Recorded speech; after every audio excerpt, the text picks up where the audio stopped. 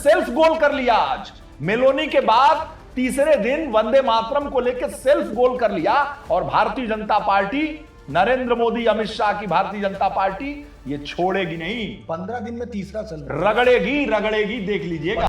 सब कुछ हो गया। अब संदीप दीक्षित चले गए थे गले लग के, वापस आते हैं कि आपने मुझे कहीं मेलोनी समझ के गले तो नहीं लगा दिया? जी पूछ सकता हूँ? हाँ, मेलोनी समझ के तो नहीं पकड़ा था। बंदर लहरा रहे थे, ऐसे ऐसे ऐसे ऐसे कर रहे थे। 56 इंच का छोटा बंदर, बाल नरेंद्र, उसको मना किया अखिलेश यादव ने कि देश के प्रधानमंत्री के साथ इस तरह का व्यवहार नहीं होना चाहिए। तो कुछ सजग जो लोग होते हैं प्रदर्शनकारी, वो उसी गोले को उठाते हैं और फेंक देते हैं पुलिस की तरफ। हाँ। गौर किया आपने? हाँ, यही बीजेपी है। वही बीजेपी है। वही बीजेपी है। आपने संदीप दीक्षित ने और राहुल गांधी ने मेलोनी का जिक्र किया, बस खेल गए, गिर गए आप। हाँ। राहुल गांधी जब भारत जोड़ो यात्रा करते हैं तो एक सीरियस पॉलिटिशियन नजर आते हैं। राहुल गांधी जब पायलट गन पर सवाल करते हैं तो एक सीरियस आदमी नजर आते हैं। लेकिन राहुल गांधी जब ये मेलोनी के चक्कर में संदीप दीक्षित के साथ फंसते हैं, जब ये पप्पू यादव को लेके साधु पैसा लेके भाग रहे हैं, जब इनमें फंसते हैं ना, तो आप अपनी खी ही कराते हैं। ओ पप्पू, तो उन्होंने कहा ए फेंकू, उन्होंने फेंकू कहना शुरू कर दिया। फिर वो आए 56 इंच के सीने वाला प्रधानमंत्री, उन्होंने उसका जवाब दिया 56 इंच का छोटा बंदर, बाल नरेंद्र। अब उन्होंने भी कहा राहुल गांधी को, 56 इंच का छोटा बंदर, आ जाओ संसद के अंदर। मेलोनी और वंदे मातरम के अपमान पर बीजेपी ने कांग्रेस को घेर लिया है और खुद प्रधानमंत्री ने आज लाल किले की प्राचीर से दिमागी नक्सल से बचने की चेतावनी दे डाली है। सेल्फ गोल किया है कांग्रेस ने, दोनों मुद्दों पर सेल्फ गोल किया है। झंडारोहण है, आजादी की 80वीं सालगिरह है, वंदे मातरम चल रहा है, वंदे मातरम गाने के लिए लोग हैं, गा रहे हैं, हो जाने दीजिए, पूरा हो जाने दीजिए, कौन सी दिक्कत है? लेकिन नहीं, उसी दौरान सोनिया गांधी टोकती हैं खरगे को। खरगे आगे के लिए टोकने की इशारा करते हैं कि भाई इसको जरा कम करो, इसको बंद करो। अब इस पूरे मसले को लेकर कांग्रेस के लिए फिर एक छवि उभरती है कि अरे यार, ये तो वंदे मातरम विरोधी लोग हैं, ये तो वंदे मातरम की मुखालफत कर रहे हैं, इनको वंदे मातरम पूरा पढ़ने में दिक्कत आ रही है। अरे क्या दिक्कत थी? बज रहा था, गा रहे थे, हो जाने देते।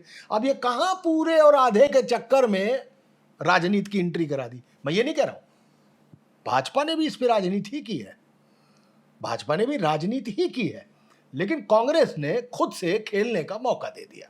अब आप एक कार्यक्रम में हैं, उस कार्यक्रम में आप बताने की कोशिश ये कर रहे हैं कि जंतर मंतर पर नीट के जो छात्र और युवा प्रदर्शन कर रहे थे, उस दौरान उन पर पैलेट गन क्यों चलाई गई? ठीक, अमित शाह को इस बात का जवाब देना है जी। खुद कांग्रेस लगातार इसको कंफ्यूजन कर रही है, इसको पेंडुलम बना के रखा है। दिल्ली पुलिस की रिपोर्ट कहती है कि पैलेट गन चलाई गई, वहां के मंत्री अचानक कहना शुरू करते नहीं चलाई गई। इसी विवाद में अमित शाह से जवाब मांगा जा रहा है। अमित शाह आते नहीं, आते हैं तो राहुल गांधी बवाल करते हैं, बोलने नहीं देते हैं। अंततः संसद का वो पूरा सत्र बेकाम बेकार निकल गया। अब उसी दौरान जब आप कर रहे हैं तो शीला दीक्षित, उनके बेटे संदीप दीक्षित, तो राहुल गांधी बताने की कोशिश ये कर रहे हैं कि नरेंद्र मोदी की जो विदेश नीति है, वो विदेश नीति सिर्फ इतनी है कि जोर से हाथ फैलाएंगे और सामने वाला जो भी राष्ट्राध्यक्ष होगा उसको कस के गले लगाएंगे और करेंगे, करेंगे। इसके मीम्स चलते हैं, हाँ। इसकी हंसी उड़ाई जाती है कि विदेश नीति आपकी वहीं तक है। अब यहां तक भी आप ठीक थे। मैं कहता हूं चलिए, मीम्स का जमाना है, आजकल लोग सटायर में बात करते, कोई दिक्कत नहीं, चलिए इसको बात करते, ये नए युवा की भाषा है, चलिए इसी में कर लीजिए, स्टैंड अप कॉमेडी चल रही है, आप इसी भाषा में बात कर लीजिए। सब कुछ हो गया। अब संदीप दीक्षित चले गए थे गले लग के, वापस आते हैं। पूछ सकता हूँ? हाँ, मेलोनी समझ के तो नहीं पकड़ा था। अब ये बात कहना यार क्या जरूरत थी? फिर आपने सेल्फ गोल किया, इटली की उस राष्ट्राध्यक्ष को क्यों घसीटा? फिर वो एक महिला है, वो एक महिला है। जब आप इस तरीके का कोई काम करते हैं, इस तरीके का कोई कृत्य करते हैं, तो आप सवाल में घिर जाते हैं। और आप घिर नहीं रहे हैं, आप खुद ही उठ के चले जा रहे हैं सवालों के बीच में। आओ हमको घेरो, हम पर चौतरफा क्लस्टर बॉम्बिंग करो, हम पर फायर करो। कौन संदीप दीक्षित आए सामने आके मेलोनी को बीच में ले लिया? गलत बात है। बीजेपी को मौका दे दिया। बीजेपी को आपने फट से एक मौका दे दिया आपको घेरने का।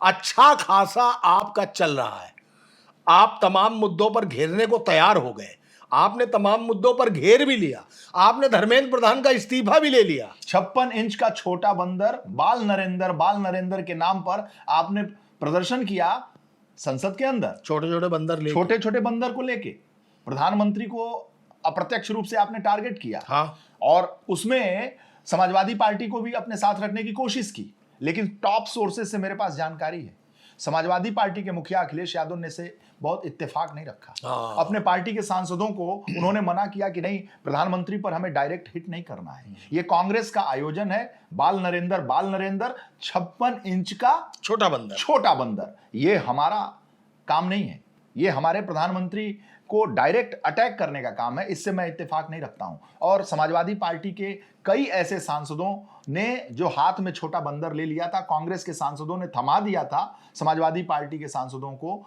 और समाजवादी पार्टी के सांसद उस भावावेश में आकर बंदर लहरा रहे थे, ऐसे ऐसे ऐसे ऐसे कर रहे थे। 56 इंच का छोटा बंदर बाल नरेंद्र उसको मना किया अखिलेश यादव ने कि देश के प्रधानमंत्री के साथ इस तरह का व्यवहार नहीं होना चाहिए। तुमने, हमारे सांसदों ने जो किया है वो कांग्रेस के सांसदों के उकसाने पे किया है। मैं इससे इत्तेफाक नहीं रखता हूं।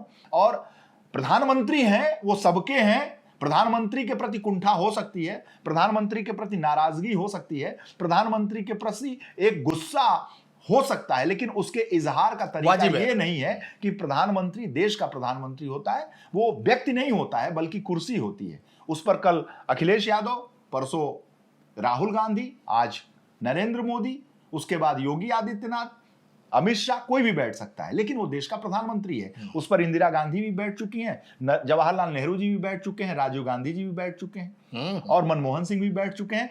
तो अखिलेश यादव ने अपने सांसदों को मना किया और कहा कि नहीं, ये तरीका ठीक नहीं है।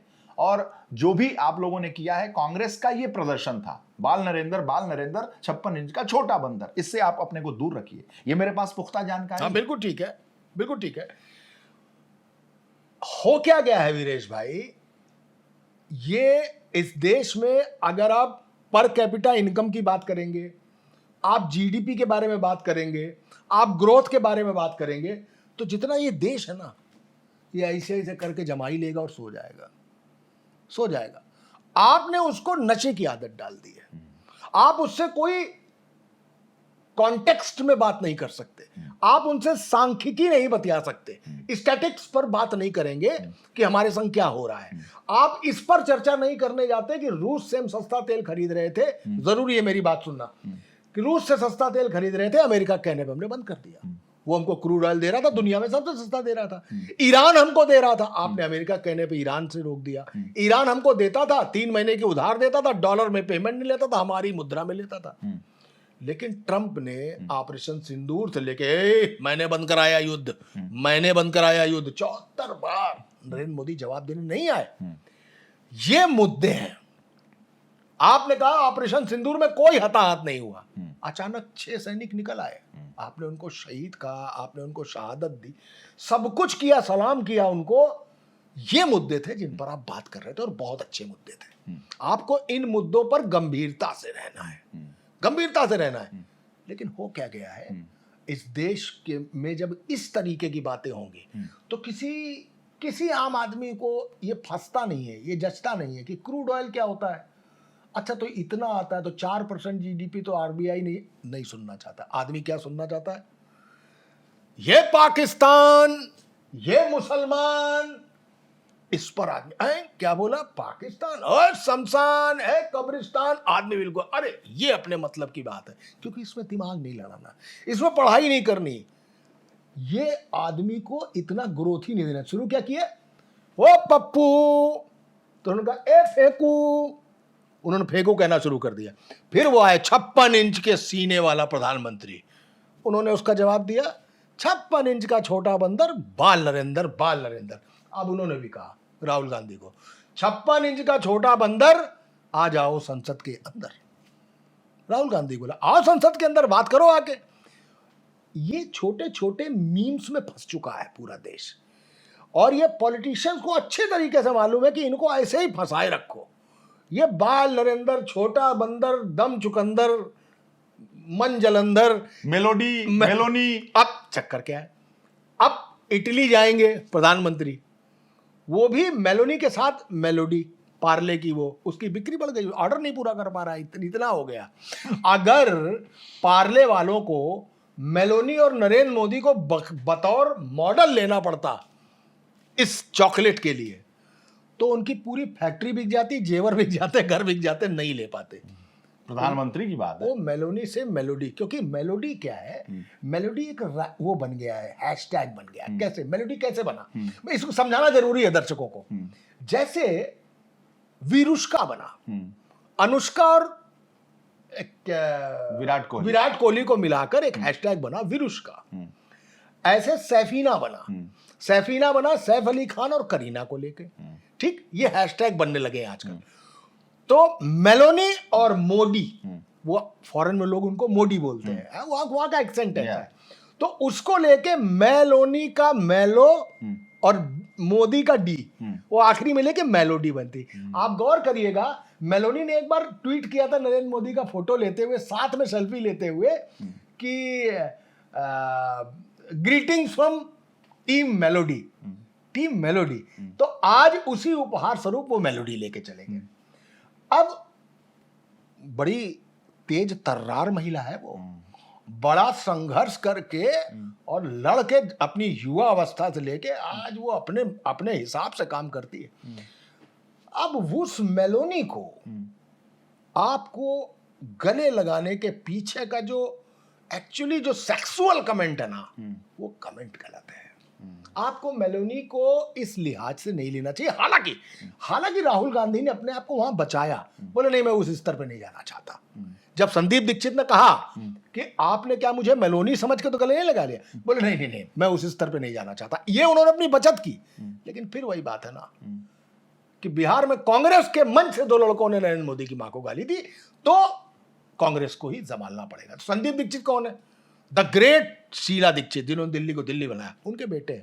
मेलोनी कर दिया ना छोटा अपने आप को, पूर्व सांसद कर दिया ना छोटा अपने आप को, माफ कीजिएगा टुच्चा कर दिया।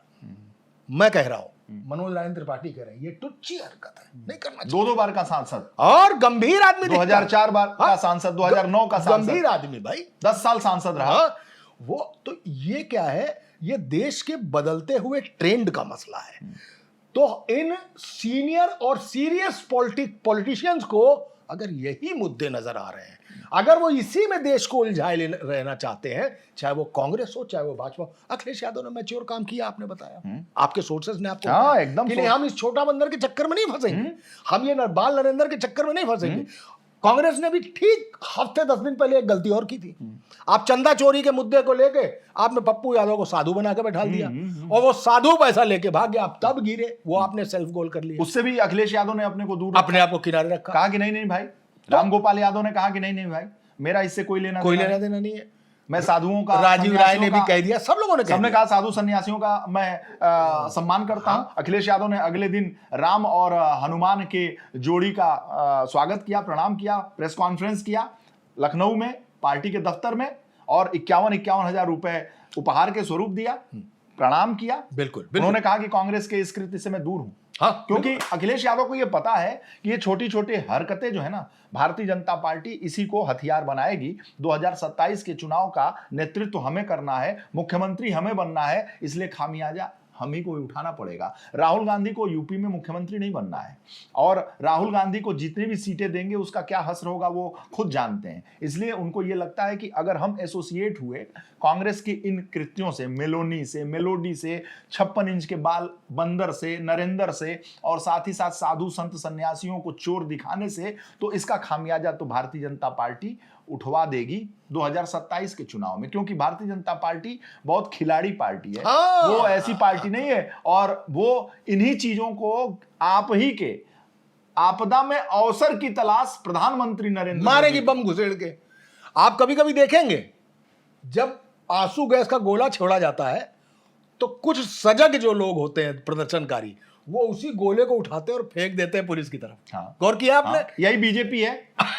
वही बीजेपी है। वही बीजेपी है। आपने संदीप दीक्षित ने और राहुल गांधी ने मेलोनी का जिक्र किया, बस खेल गए, गिर गए आप। हाँ, आपने साधु संत पप्पू यादव ने जाके पार्लियामेंट में साधु संत गेरुआ वस्त्र पहन के काम किया, घेर लिया, लेके भाग गए आप। अरे यही जो आप कह रहे हैं ना कि अखिलेश यादव ये सोच रहे हैं कि हमको 2027 में चुनाव लड़ना है, मुख्यमंत्री हमें बनना है, तो वो ऐसा कर रहे हैं। मैं इसका दूसरा रूप बताता हूं, वो मैच्योर पॉलिटिशियन के तौर पर काम कर रहे हैं। राहुल गांधी जब भारत जोड़ो यात्रा करते हैं तो एक सीरियस पॉलिटिशियन नजर आते हैं। राहुल गांधी जब पायलट गन पर सवाल करते हैं तो एक सीरियस आदमी नजर आते हैं। लेकिन राहुल गांधी जब ये मेलोनी के चक्कर में संदीप दीक्षित के साथ फंसते हैं, जब ये पप्पू यादव को लेके साधु पैसा लेके भाग रहे हैं, जब इनमें फंसते हैं ना, तो आप अपनी खी ही कराते हैं।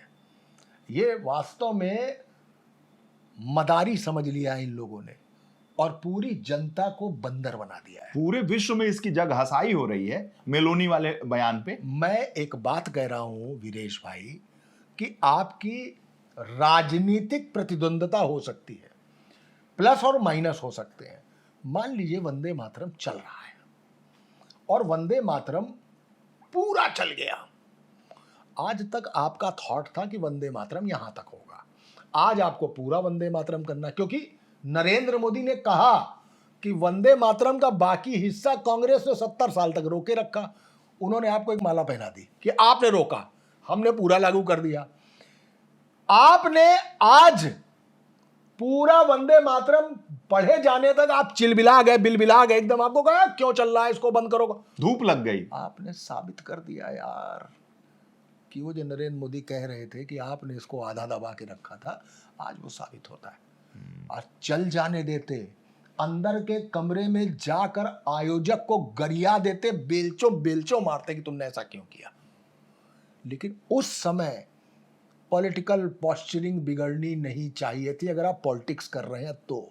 और वंदे मातरम हो गया है, कोई बहुत बड़ा तीर नहीं घुस गया है आके, कोई बहुत बड़ी बर्बादी नहीं हो गई थी। चल जाने देते वंदे मातरम, कौन सा दिक्कत था वंदे मातरम। अजय माकन पूरी मुद्रा में, कांग्रेस सेवा दल का जो अध्यक्ष है वो पूरी मुद्रा में वंदे मातरम गा रहा है, और राहुल गांधी ऐसे कर रहे हैं। आप वीडियो देखिए, धूप लग रही है, मुंह पे धूप लग रही है। ललित माकन के भतीजे हैं अजय माकन, शहादत दी है ललित माकन। बिल्कुल दी है, बिल्कुल। ये कांग्रेस के सच्चे सिपाही हैं अजय माकन। कांग्रेस मीडिया सेल के अध्यक्ष रहे अजय माकन। शीला दीक्षित की सरकार में जो सीएनजी बसें आई थी, जो हरित दिल्ली का संकल्प लिया था शीला दीक्षित ने, परिवहन विभाग को सुधारा था, पोल्यूशन को दूर किया था, उस वक्त परिवहन मंत्री थे अजय माकन। अजय माकन पार्टी के राष्ट्रीय महासचिव, और उनका आप पोस्टरिंग देख लीजिए। ललित माकन ने, उनके चचा ललित माकन ने शहादत दी थी इस देश के लिए, और उनकी पोस्टरिंग देखिए जब वंदे मातरम। ये अंतर है बॉस। वंदे मातरम जब चल रहा था तो अजय माकन और जो कांग्रेस सेवा दल का मूल कांग्रेसी है उसकी पोस्टरिंग देखिए, एकदम इस मुद्रा में आंख बंद करके वंदे मातरम में तल्लीनता के साथ। राहुल गांधी, अरे क्या है यार, एक वंदे मातरम के नाम पे ये क्या कर रहे हो यार। और सुनिए, सोनिया जी, मतलब सोनिया जी, ग्रेट सोनिया जी, मैं बहुत रिस्पेक्ट करता हूं। वंदे मातरम चल रहा है, आप उनको कह रही है बंद करो, बंद करो। अब खड़गे जी, अब क्या कर सकते हैं खड़गे जी? भाई इस बगल में सोनिया जी हैं, वही कर सकते हैं जो मनमोहन जी करते हैं। हम मनमोहन जी करते हैं, वही खड़गे जी करेंगे।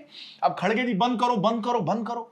क्या मैसेज, सेल्फ गोल, कांग्रेस ने सेल्फ गोल कर लिया। आज मेलोनी के बाद तीसरे दिन वंदे मातरम को लेकर सेल्फ गोल कर लिया, और भारतीय जनता पार्टी, नरेंद्र मोदी, अमित शाह की भारतीय जनता पार्टी ये छोड़ेगी नहीं। 15 दिन में तीसरा सेल्फ, रगड़ेगी रगड़ेगी, देख लीजिएगा। 15 दिन में तीसरा सेल्फ गोल है। पप्पू यादव, मेलोनी, वंदे मातरम। और वंदे मातरम किसी प्रवक्ता ने कोई गलती नहीं की है। विपक्ष के नेता, कांग्रेस के सबसे बड़े नेता राहुल गांधी और उनकी माताजी श्रीमती सोनिया गांधी से गलती हो गई, और इतनी बड़ी गलती है कि उसका एक्सक्यूज खड़गे साहब भी नहीं दे पाएंगे, क्योंकि पार्टी के वो सबसे बड़े नेता हैं, सोनिया गांधी और राहुल गांधी। इस पे क्या जवाब देगी? कौन से प्रवक्ता से गलती हुई, किस अजय राय से गलती हुई, किस कांग्रेस के नेता और कार्यकर्ता से गलती हुई कि आप कहेंगे कि यह गलती हो गई? सोनिया जी मना कर रही है। क्या है ये सर, ये क्या होगा इससे? बिल्कुल बिल्कुल। हम लोग जब सड़क से गुजरते हैं, बिल्कुल आप भी ऐसा हो, आपसे भी ऐसा होता होगा, तो जैसे रास्ते में कोई मंदिर पड़ता है तो हम लोग ऐसे करते जी जी, ऐसे करते जी। मैं आपको सच बताऊं, कई मर्तबा मजार पड़ जाती है, वो मजार में भी ऐसे हो जाता है। हाँ, हो जाता है ना, मजार में भी ऐसे हो जाता है, गुरुद्वारा पड़ जाता है, ऐसे हो जाता है। हर धर्म के साथ होता है ना। मैं केवल ये उदाहरण सिर्फ इसलिए दे रहा हूं कि माना कि आपको नहीं पसंद है, लेकिन एक वंदे मातरम ही तो है। मातृभूमि का वंदन करना है। मातृभूमि आपकी भी है, मातृभूमि हमारी भी है, मातृभूमि किसी मुस्लिम की भी है, ईसाई की भी है, किसी भी पॉलिटिकल पार्टी की भी मातृभूमि है। भारत माता की जय तो सब करते हैं ना। वहां पर अगर वंदे मातरम पूरा चल रहा है तो चल जाने देते, हो जाने देते, नहीं अपना खराब करते। कह तो रहा हूं, आपने भारत यात्रा जब शुरू की तो लगा कि देश को एक कायदे का, सीरियस विपक्ष का सबसे बड़ा नेता मिल गया है। आप जब मुद्दा उठाते हैं रूस का, ईरान का, ट्रंप का, अच्छा लगता है ग्रेट, बहुत बढ़िया। इस देश को धीमे धीमे, भले ही सीटें कम है, लेकिन एक बेहतर विपक्ष मिल रहा है। वो बंदा जब चाहता है तो सवालों में घेर लेता है सरकार को, लगता है बहुत बढ़िया चल रहा है। लेकिन जब ये हरकतें होती है ना, यहां से लगता है कि यार ये क्या कर रहे हो आप। हम जैसे पत्रकार, आप भी क्या नहीं चाहते हो कि इस देश को एक मजबूत और तर्क वाला विपक्ष मिले? जब आप कहोगे क्या घेर लिया भाई बातों में, इसी का मजा है। अरे हम और आप खुश नहीं हुए जब प्रशांत किशोर की जीत हुई बांकीपुर में? तो हाँ, लगा कि एक विपक्ष का नेता, एक पढ़ा लिखा नेता आज सदन में जाएगा और सम्राट चौधरी को घेर लेगा। बिल्कुल बिल्कुल। कहां प्रशांत किशोर, कहां हम, कहां मनोज राजेंद्र त्रिपाठी। लेकिन मन में संतुष्टि हुई कि नहीं, बांकीपुर में प्रशांत किशोर का जीतना बहुत अच्छा रहा। अब बिहार विधानसभा के अंदर ऐसी बात होगी जिसकी बात सत्ता पक्ष के पास नहीं होगी, क्योंकि प्रशांत किशोर की जो स्टडी है और स्टडी के बाद जो तर्क है और तर्क के साथ जो वाणी की डिलीवरी है वो शानदार है। ऐसा ही नेता चाहिए, राहुल गांधी को ऐसा ही करना चाहिए। कहां मेलोनी, कहां वंदे मातरम, कहां ड्रामा मत करो यार, सीरियस पॉलिटिक्स करो। तुम स्टूडेंट्स के साथ गए, तुम युवाओं के साथ जंतर मंतर पर खड़े हुए, धर्मेंद्र प्रधान का इस्तीफा हुआ, you have one the battle. आपने वो लड़ाई, आपने वो युद्ध उस सरकार के खिलाफ जीता जिस सरकार के लिए मोहर लगी है कि वो जिद्दी सरकार है। इस्तीफे नहीं होते, इस्तीफा दिलवा दिया आपने। इस्तीफा दिलवा दिया। आज प्रधानमंत्री ने जो कहा कि दिमागी नक्सल से लड़ना है, चेतावनी है, क्या है वो? बस वही यही चीज है। प्रधानमंत्री ने धर्मेंद्र प्रधान वाली जो घटना है, एक्चुअली जंतर मंतर की जो घटना है वीरेश जी, ये छोटी मोटी घटना नहीं है। मैं आपको सच बता रहा हूँ, वो 75 प्लस का जो आदमी पिछली 3 बार से प्रधानमंत्री की कुर्सी में बैठा हुआ है, उसने इस पूरे मसले की सीरियसनेस को समझ लिया। वो समझ गया है कि भाई साहब, मसला झारखंड में भले ही झारखंड की सरकार के खिलाफ हो, मसला भले ही कलकत्ता से लेके पटना और बिहार और दिल्ली तक चल रहा हो और गुजरात तक, मतलब ये लड़का जो निकला है घर से, ये जो लड़कियां निकली हैं घर से, अब तो हेडिंगें छपने लगी हैं, ज़ेन अल्फा। अभी ज़ेन अल्फा बैठ गई है धरने पर लखनऊ में किसी मुद्दे पे। उनको समझ में आ गया है कि ये जो नई ब्रीड आई है एक क्रांति लेके आ रही है, हमें इसे समझना पड़ेगा मित्रों। फ्रेंड्स मित्रों को फ्रेंड्स में बदलने वाली है जनसंख्या, नई जनसंख्या। इसको मोदी को समझ में आ रहा है। और मोदी ने आज जो कहा है कि दिमागी मेंटल नक्सल, मेंटली नक्सल, इसके पीछे का जो मुद्दा है वो मुद्दा किसी राहुल गांधी को नहीं कहा है, किसी अखिलेश यादव को नहीं कहा है।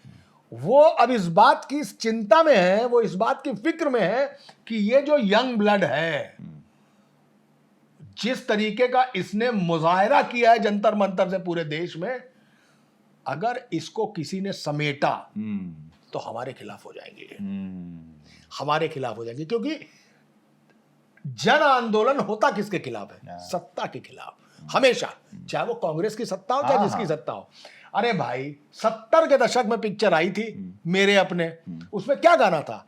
हाल चाल ठीक ठाक है, सब कुछ ठीक ठाक है, एमए किया है, बीए किया है, एमए किया, लगता है सब कुछ एमए किया, आपकी दुआ से बाकी ठीक ठाक है। बेरोजगारी तब भी थी, अब भी है। तब गुलजार ने गाना लिखा था, आज भी कोई गुलजार गाना लिख रहा है।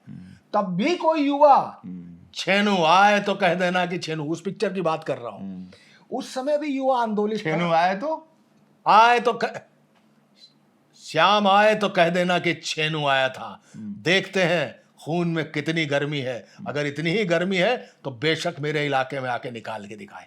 युवाओं की लड़ाई थी जो सड़क पर आ गए थे, चाकू तमंचा हाथ में ले लिया था। 70s मेरे अपने, मीना कुमारी, विनोद खन्ना, शत्रुघ्न सिन्हा, नई नई पिक्चरें थी। फिल्म दीवार, दीवार, एंग्री यंग मैन, जंजीर, वही युवाओं का गुस्सा, उसी का तो इजहार था, उसी का इजहार था। लेकिन मेरे अपने बात की जो सलीम जावेद की जोड़ी उसी युवा के गुस्से के इजहार का प्रकटीकरण थी। लेकिन जिस मेरे अपने की बात कर रहा हूं, बेरोजगारी के खिलाफ है। वो बेरोजगारी आज भी है।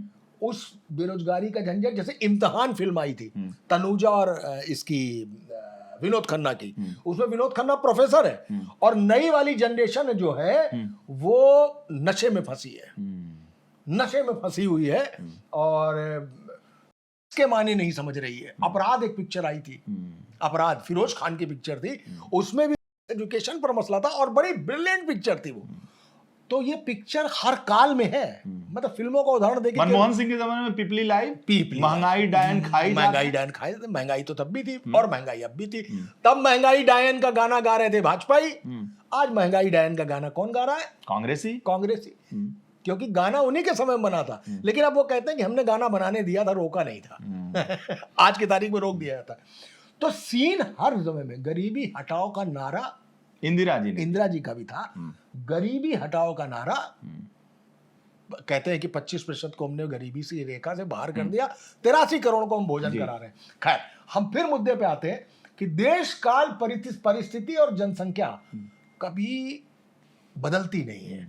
वो तब भी जनजी था, वो उस समय का जनजी था, वो अपने हिसाब से आंदोलन कर रहा था, आज अपने हिसाब से आंदोलन हो रहा है।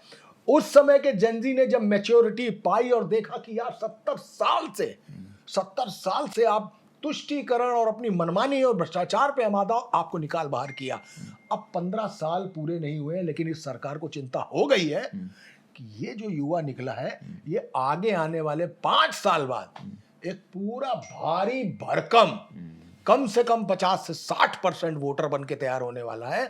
लिहाजा ये युवा किसी के हाथ ना आ जाए, ये चिंता है नरेंद्र मोदी को, जिस पर आज उन्होंने कहा है कि मेंटली नक्सल, इससे हमें बचना है। भारत पूरे विश्व के लिए एक बाजार है, लेकिन अब भारत को पूरे विश्व को एक बाजार बना देना है। मतलब हम पहले लोगों पर आश्रित थे, अब हमें ऐसे प्रोडक्ट बनाने ताकि हम लोग हम पर आश्रित हो जाए। इस पर बात की उन्होंने। ठीक है, अच्छी बात है, भविष्य का विजन सबके पास होना चाहिए, लेकिन ये मीमबाजी जो है, ये जो चुहलबाजी चल रही है, ये जो घटिया दोयम दर्जे के चुटकुले चल रहे हैं, किसी राष्ट्राध्यक्ष को, किसी महिला को घसीट के, एक बात रह गई इस पूरी बात में, वो और गंभीर है। वो गंभीर ये है कि इंदिरा गांधी के जमाने में भारत के फिलिस्तीन से बहुत अच्छे संबंध हुआ करते थे। यासिर अराफात इंदिरा गांधी को अपनी बहन कहते थे। यासिर अराफात भारत आए, इंदिरा गांधी ने उनकी तरफ हाथ बढ़ाया, वो दूसरे लोगों को देख रहे थे, वो हाथ नहीं दे पाए। अचानक उनको इस बात के ले गया कि इंदिरा गांधी ने हाथ पीछे खींच लिया, थोड़ी देर ऐसे किया फिर पीछे खींच, तो उन्होंने इंदिरा गांधी को ऐसे करके अपने गले से लगा दिया। निशिकांत दुबे ने मेलोनी के मुद्दे पर क्या कहा है ट्वीट में? कामाग्नि। उन्होंने कहा कि ये जठराग्नि है कि कामाग्नि है। कामाग्नि का मतलब समझते हैं आप? वासना। और साफ करूं जंजी के लिए, की भूख, द थर्स्ट ऑफ, इसका मतलब है कामाग्नि। अगर जंजी ये भाषा नहीं समझती हो कामाग्नि का मतलब, तो मनोज राजन त्रिपाठी समझा रहे हैं कि इंदिरा गांधी के लिए यासिर अराफात को लेकर निशिकांत दुबे जो भारतीय जनता पार्टी के सांसद हैं, उन्होंने कहा है कि क्या ये जठराग्नि है? जठराग्नि मतलब भूख, और जठर कहते हैं पेट को, जठराग्नि है, या कामाग्नि, या वासना की आग है, या थर्स्ट ऑफ है। क्या ये निशिकांत दुबे को अच्छा लगता है? क्या निशिकांत दुबे ने मेलोनी वाले मसले पर जो संदीप दीक्षित ने गलती की, क्या निशिकांत दुबे का ये जवाब होगा इंदिरा गांधी को देके? क्या इंदिरा गांधी प्रधानमंत्री नहीं थी इस देश की? क्या इंदिरा गांधी ने शहादत नहीं दी है इस देश के लिए? नहीं, बहुत गलत बात है। उसके 4 दिन पहले निशिकांत दुबे ने संसद में खड़े होकर कहा था कि जवाहरलाल नेहरू अय्याश थे। आपने फिर एक प्रधानमंत्री को निशाना बनाया। क्या वो गलत नहीं था? लेकिन उस गलती को ढकने की कोशिश की जाती है, इस गलती को उभारने की कोशिश की जाती है। दूसरे पक्ष से यह होता है कि उस गलती को उभारने की कोशिश की जाती है, इस गलती को ढकने की कोशिश की जाती है। और इन सब में सबसे ज्यादा जो खेला जा रहा है, जो छला जा रहा है, जो बेवकूफ बनाया जा रहा है, जो मूर्ख बनाया जा रहा है, वो है इस देश की जनता, जो इन मुद्दों को समझ ही नहीं पा रही है। समझना जरूरी है इन नेताओं के एक एक बयान को, एक एक उनके एक्शन को, क्योंकि भोगना हमको, आपको और इनको है। इसलिए नेताओं के हाथ में न फंसें और उनकी एक एक बात, एक एक बारीकी पर नजर रखें। मनोज राजन त्रिपाठी, वीरेश पांडे और रेडिंग की तरफ से आपको आजादी की 80वीं सालगिरह मुबारक हो। आज से करते हैं एक नई शुरुआत, जिसमें ये छिछोरेबाजी, ये मीमबाजी से हटकर एक सीरियस थॉट, एक बेहतर ब्लूप्रिंट पर कम से कम हम अपने देश को और आगे ले जाएं। जय हिंद। जय हिंद।